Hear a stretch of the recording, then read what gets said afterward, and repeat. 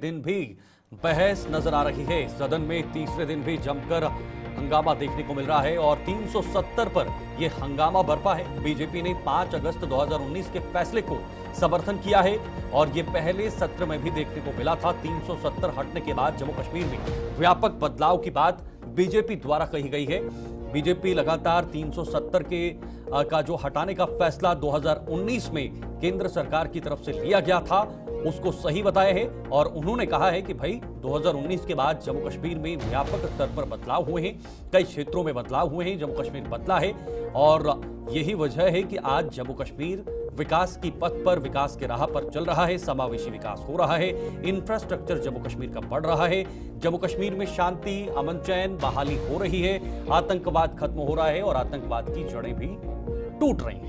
हालांकि जब सरकार बनी थी, सरकार बनने के बाद जब पहला सत्र हुआ था तो उसमें भी पहले ही सत्र के दिन के पहले ही सेक्शन में धारा 370 को लेकर प्रस्ताव लाया गया था और उसके बाद जमकर बहस मुबाजी देखी गई थी। भारतीय जनता पार्टी के तमाम विधायकों ने एक जगह पे आकर एकजुट होकर उसका विरोध किया था और अब जाकर फिर से जब बजट सत्र शुरू हो चुका है, तीसरा दिन आज चल रहा है, कल भी हमने एक बहस मुबाजी देखी थी। सज्जाद लोन ने धारा 370 को लेकर अपनी बातें रखी थी और उसके बाद उन्होंने वॉकआउट भी किया था, अकेले उन्होंने वॉकआउट किया था। उसके बाद कई मुद्दे भी विधानसभा के अंदर रहे जिन पर चर्चा भी की गई, लेकिन बीजेपी ने यह पहले से ही साफ कर दिया है कि किसी भी इस तरह के रेजोल्यूशन को या इस तरह की चर्चा को हम विधानसभा के अंदर नहीं होने देंगे जिसका कोई परिणाम नहीं, जिसका कोई नतीजा नहीं, जो फ्रूटफुल नहीं, जिसका कोई आधार नहीं। क्योंकि आप सब जानते हैं धारा 370 को लेकर सुप्रीम कोर्ट ने भी अपना फैसला साफ कर दिया है। उन्होंने इस फैसले को संवैधानिक फैसला बताया है, वैधानिक फैसला बताया है और कहा है कि जो केंद्र सरकार ने फैसला लिया है वो देश हित में है, वो जम्मू कश्मीर के हित में है। ऐसे में इस फैसले को अब आगे बढ़ाने की कोई जरूरत नहीं, इस मुद्दे को आगे बढ़ाने की कोई जरूरत नहीं। लेकिन जम्मू कश्मीर के अंदर विधानसभा के जरिए या विधानसभा सत्र में एक बार फिर से इस मुद्दे पर बहस गरमाती हुई नजर आ रही है। आज भी इसकी झलकियां विधानसभा के अंदर देखी गई। विधायकों ने एक दूसरे पर वार पलटवार भी किए और यह सिलसिला जो है वो लगातार चलते हुए नजर आ रहा है।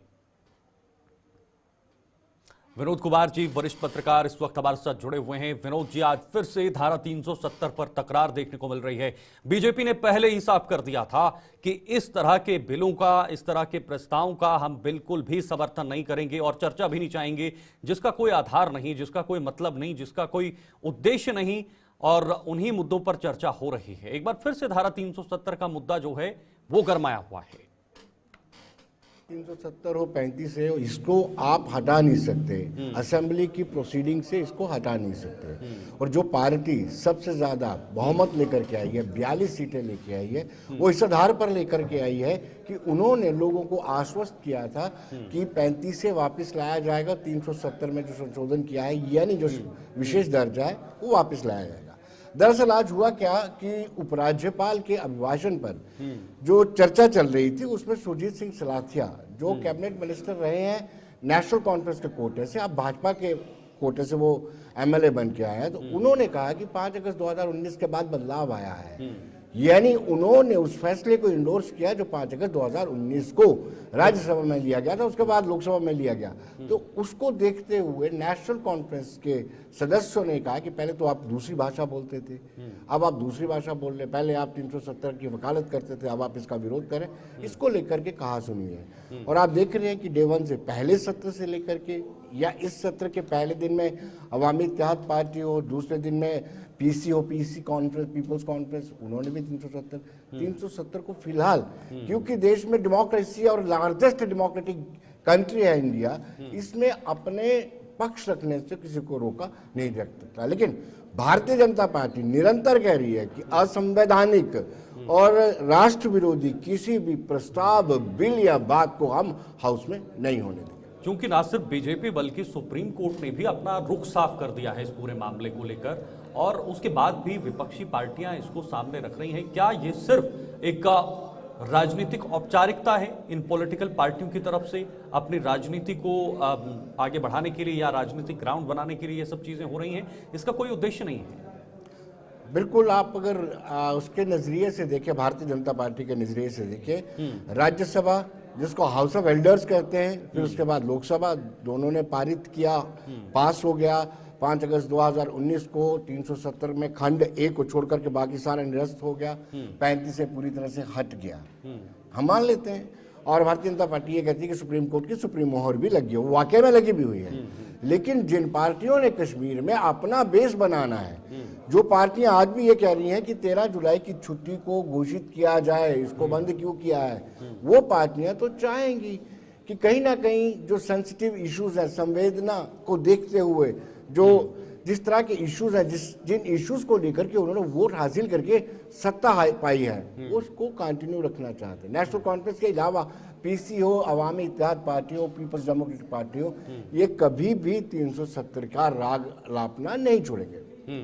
तो क्या ये विधानसभा के अधिकार क्षेत्र में हैं, ये चीजें हैं, क्या इस पर डिस्कस होना चाहिए? क्या उचित समय है कि इस खास मुद्दे पर डिस्कस हो?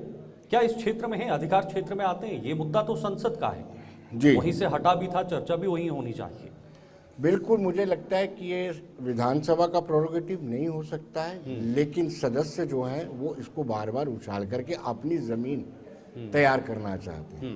वो चाहते हैं कि अपनी असेंबली को एड्रेस किया जाए, अपनी कॉन्स्टिट्यूंसी को एड्रेस किया जाए जहां से वो जीत करके आए हैं। शायद यही कारण है। और सबको अगर स्पष्टता से पूछा जाए, सब ये कहेंगे कि अब ये मुर्दा दब चुका है, ये बाहर नहीं आएगा, क्योंकि सुप्रीम कोर्ट ने भी आखिरकार सुप्रीम मोहर लगा दी है।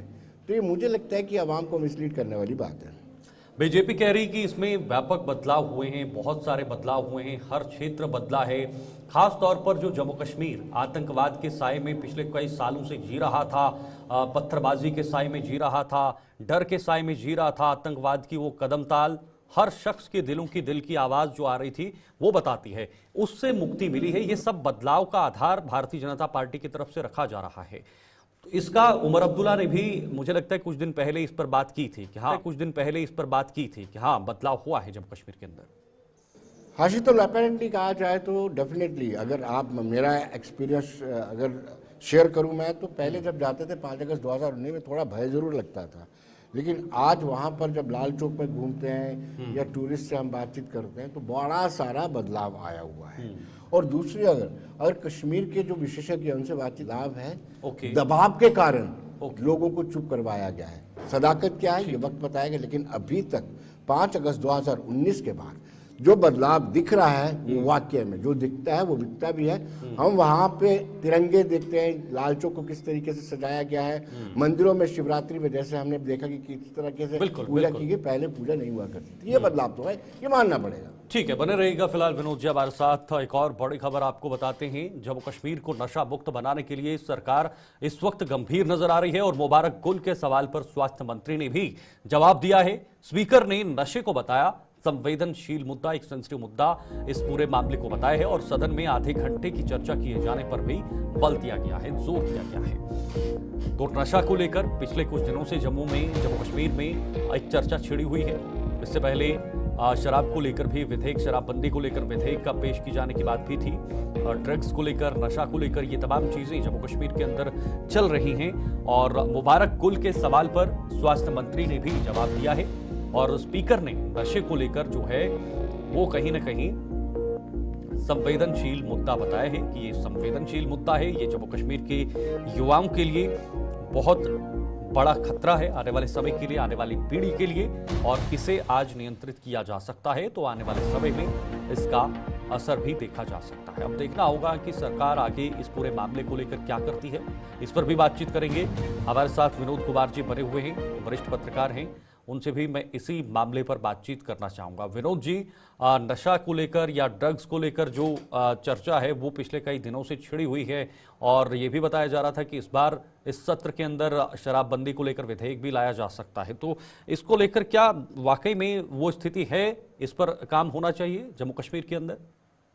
बिल्कुल शीतल, अगर कहा जाए तो इसमें ये जीत जो है गुलिस्तान न्यूज चैनल की जीत है। गुलिस्तान न्यूज चैनल ने एक अभियान शुरू किया था कि ये नारकोटिक टेररिज्म को कैसे खत्म किया जाए।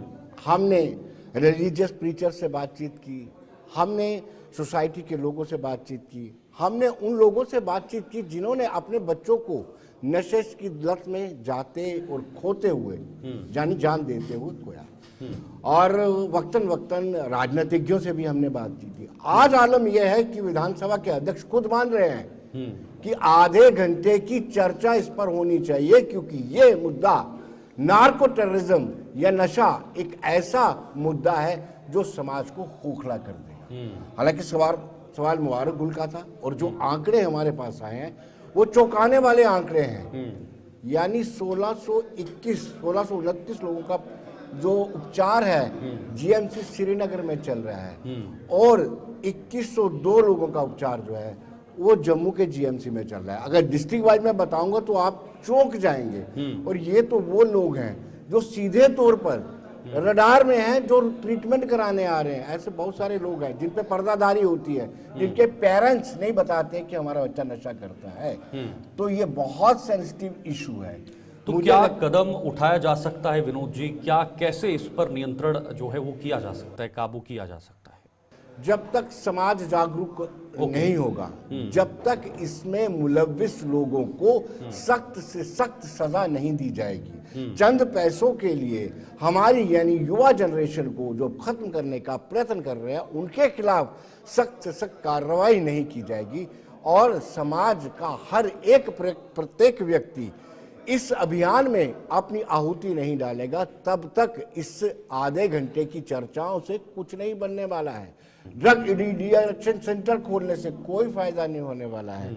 जब से घर से संस्कार नहीं मिलेंगे, जब घर वाले घर से शुरुआत नहीं, चैरिटी बिगिन एट होम, घर से ही शुरुआत करनी चाहिए। तो मुझे लगता है हर एक नागरिक को, जम्मू कश्मीर के प्रत्येक नागरिक को इस मामले की संवेदनशीलता को समझते हुए, अपने घर का मामला समझते हुए, अपने बच्चे का मामला समझते हुए आगे आना होगा, तभी इससे हम मुक्ति पा सकते हैं। शराबबंदी को लेकर भी चर्चा हुई थी विनोद जी पिछले दिनों में, और विधेयक को लेकर भी बात की जा रही थी। क्या ये भी एक बड़ा मुद्दा है जम्मू कश्मीर में, और एक बड़ा मुद्दा है जम्मू कश्मीर में, और इस पर भी चर्चा होनी चाहिए, या सरकार की तरफ से कोई कानून या कोई इस तरह का जो चीजें हैं ताकि इस पे कंट्रोल हो, जम्मू कश्मीर का युवा इसमें ज्यादा संक्लिप्त ना हो? बिल्कुल लगातार इस तरह के अब ये परा ने लाया है, वाहिद परा ने ये बिल लाया, पाबंदी होनी चाहिए, यानी ये ड्राई ड्यूटी होनी चाहिए। अब देखना ये है कि सरकार इसका आंकलन कैसे करती है। सरकार को इस शराब लिकर पॉलिसी से कितना रेवेन्यू आ रहा है, अगर ये बंद करते हैं वो रेवेन्यू कितना कम होता है, ये सरकार पर डिपेंड करता है। क्योंकि जम्मू कश्मीर की सरकार पहले ही पूरी तरह से निर्भर केंद्र सरकार पर है आर्थिक तौर पर। तो ये फैसले लेने के लिए मुझे लगता है कि कोई अगर ये बिल भी दूसरी तरफ पीडीपी की तरफ से लाया है, एक वो भी रहता है कि कौन पार्टी कौन सा बिल ला रही है। ये पार्टी सरकार में भी रही थी, उस दौरान ऐसा क्यों बिल नहीं लाया, इसके पीछे मंशा क्या है, क्या ये पॉपुलैरिटी गेन करना चाहते हैं? ये सारी चीज़ों का आंकलन करने के बाद ही बिल पेश होगा और उस पर चर्चा की जाएगी। ठीक है, बहुत बहुत शुक्रिया आपका विनोद जी हमारे साथ जुड़ने के लिए। वरिष्ठ पत्रकार विनोद कुमार जी हमारे साथ जुड़े हुए थे, जिन्होंने अपनी बहुमूल्य बातें, अपना अनुभव भी साझा किया, और इस वक्त की वर्तमान स्थिति जम्मू कश्मीर में क्या है, खासतौर पर नशा को लेकर, जो गुलिस्तान न्यूज ने भी एक लंबे समय से अभियान चलाया था, लोगों से बातचीत की थी, उन युवाओं से भी बातचीत की थी जो इसमें इन्वॉल्व हैं, उनसे भी हालचाल जाना था, और आम लोगों से भी हमने काफी सारे रिव्यूज लिए थे कि आखिर इस पर क्या होना चाहिए। ये एक बहुत बड़ा मुद्दा है, संवेदनशील मुद्दा है, और सरकार इसे किस गंभीरता से लेती है, किस तरह से लेती है, ये देखना होगा। फिलहाल जम्मू कश्मीर के इस खास बुलेटिन में इतना ही। मुझे दीजिए इजाजत, नमस्कार।